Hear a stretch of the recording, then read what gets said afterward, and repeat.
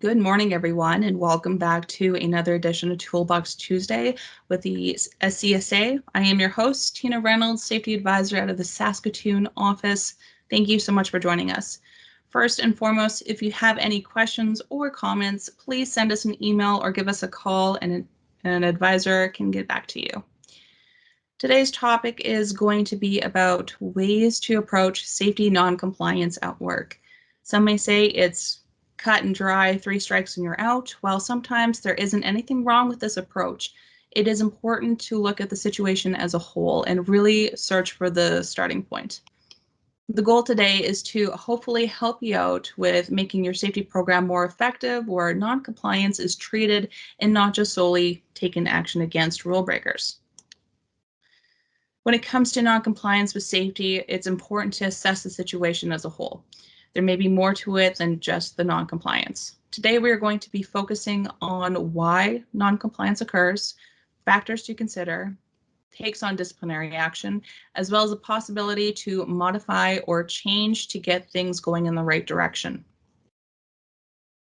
So why does non-compliance occur? Well, it can occur from several reasons, from understandable to completely ridiculous or to something completely left field.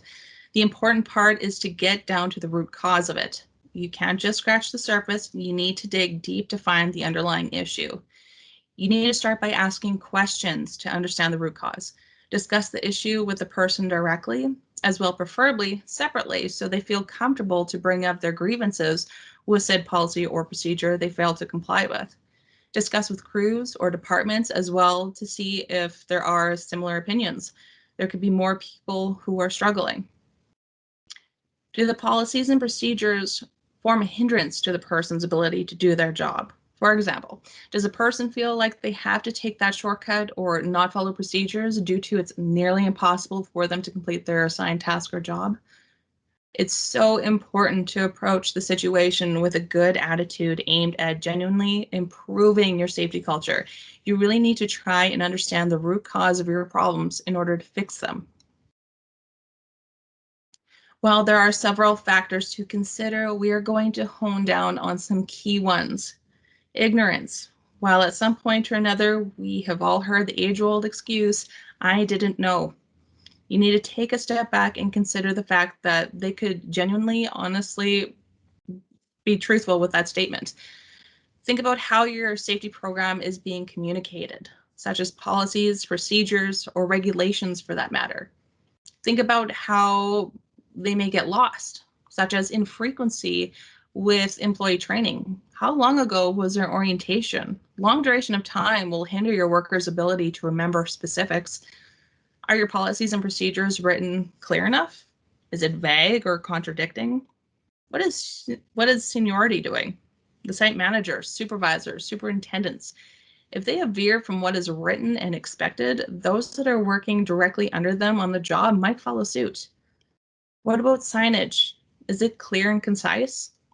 A good thing to remember is that visuals work wonders for quick reminders or to clarify a written instruction. An employee may ignore a written paragraph when they may feel rushed. Try to ensure that your policies, procedures, rules, and the regulations are being communicated clearly and, most importantly, regularly. Training updates should be occurring annually or as needed to keep details of workplace safety fresh in your employees' minds. Another factor to consider is hindrance. Workers will complain that a procedure or practice will impair their ability to do their job. In some situations, they may even feel that they cannot conduct their work while wearing certain PPE, or the procedure written out doesn't work for what they are doing. In cases like these, you need to be able to gauge the whole situation and see if there are areas that can be adjusted while allowing you to comply with necessary regulations while making it easier on your workforce to do their jobs effectively and safely. Look for compromise. Maybe you don't need to have excessive checks or cleanings of certain areas or equipment that are dragging down the capabilities of your employees.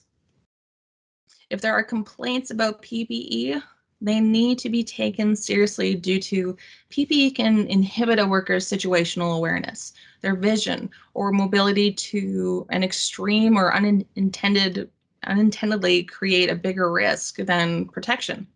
Having different sizes, style, and fit of PPE based on worker feedback can hugely improve compliance. Sometimes it is just inevitable having to take disciplinary action. However, it should be a rarity, and in fact, any case of discipline is essentially a failure. It's a lose-lose situation. While the behavior of one person isn't necessarily a reflection of management or the company, it's a trend indicating a much larger problem needing addressing. We want to always be working towards a solution that helps and rectifies the problem rather than setting an example. The problem with just going into autopilot and straight to disciplinary action is the potential it creates to suppressing an actual problem that you are none the wiser of, and it'll continue to be a problem. To give an example, say someone gets disciplined for violating a procedure. Others may just start complying with the procedure just so they don't get in trouble or fired as well. But that doesn't take away the underlying issue. There could very well be a real problem with the procedure or possibly the PPE they're using. Unfortunately, with that kind of stigmatism, it will come to a breaking point where something worse could happen, even though you've been under the impression that things were good and problems have been solved. Just remember, there's always more we can do. So when it comes to your policies, procedures, or company rules, you might hear sometimes one or the other just doesn't make sense. And that could be an accurate statement. Sometimes practicality and perception can be hard to gauge when we'll say things like procedures are made from one specific task or area other than where they are being used. So that means there's a constant need for revisions and evaluations. It's not just a one size fits all. With that being said, oftentimes workplaces will go above and beyond regulation standards to make sure that they are exceedingly covered. The first thing to remember is occupational health and safety regulations are the standard. They are the minimum standard, but still the standard nonetheless. While going above and beyond is great, and I won't advocate against safety, but sometimes additional measures aren't actually providing a benefit. They could even possibly cause more of a hindrance or the ability to do your job safely, which means there's potentially problems for everyone. So it is crucial that constant analyzing and evaluations are being conducted to make sure that everything is up to date and is relevant to what you are doing and that it works effectively. As well, always keep an open mind when approaching non-compliance. Do your best to understand and find out the root cause of the compliance problem rather than just dealing with the symptoms of it.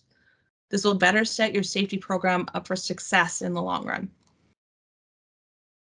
So in conclusion, ask the questions. Get the understanding of the root cause to treat the problem, not the symptoms. Keep an open mind when dealing with non-compliance. There could be a deeper underlying problem. Again, only reacting to the symptom will just suppress the problem. And just remember, everything evolves. Our work evolves. So we need to make sure we are evaluating and reviewing our safety program, policies, and procedures on a continuous basis, and also to look at them when issues arise with non-compliance to ensure they are relevant. Compliant with regulations and achievable. If at that point you're still having issues, then disciplinary action may be needed. Thank you again for tuning in for today's Toolbox Talk. Again, my name is Tina Reynolds. I am an advisor at the Saskatoon office. So if you have any questions or concerns, please send me an email or give me a call. Details are on our website. If you just head on over and check it out. And that, have a great day.